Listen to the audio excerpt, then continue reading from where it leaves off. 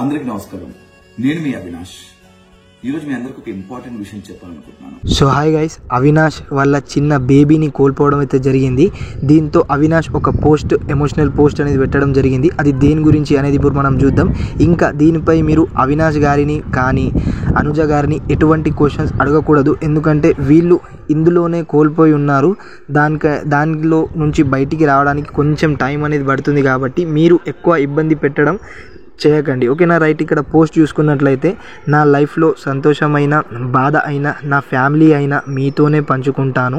ఇప్పటి వరకు నా ప్రతి ఆనందాన్ని మీతోనే పంచుకున్నాను. కానీ మొదటిసారి నా జీవితంలో జరిగిన ఒక్క విషాదాన్ని మీతో పంచుకుందామని అనుకుంటున్నాను. మేము అమ్మా నాన్న అవ్వాలనే ఆ రోజు కోసం ఎదురు చూస్తాం. కానీ కొన్ని కారణాల వల్ల మేము మా బిడ్డను కోల్పోయాం. ఈ విషయం మేము ఎప్పటికీ జీర్ణించుకోలేనిది, అంత తొందరగా మర్చిపోలేనిది. మీకు ఎప్పటికైనా చెప్పాలి అన్న బాధ్యతతో ఈ విషయాన్ని మీతో పంచుకుంటున్నాను. ఇప్పటి వరకు మీరు మాపై చూపించిన ప్రేమకి థ్యాంక్ యూ. మీ ప్రేమ ఎప్పటికీ ఇలాగే ఉండాలని కోరుకుంటున్నాను.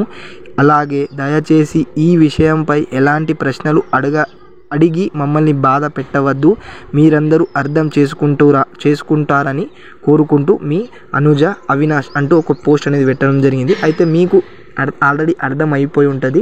దీని గురించి మీరు అవినాష్ని లేదా వాళ్ళ రిలేటివ్స్ని వాళ్ళకి కావాల్సిన వాళ్ళని ఎటువంటి క్వశ్చన్స్ అడిగి ఇబ్బంది అనేది పెట్టడం చేయకండి, ఓకేనా? రైట్. మరి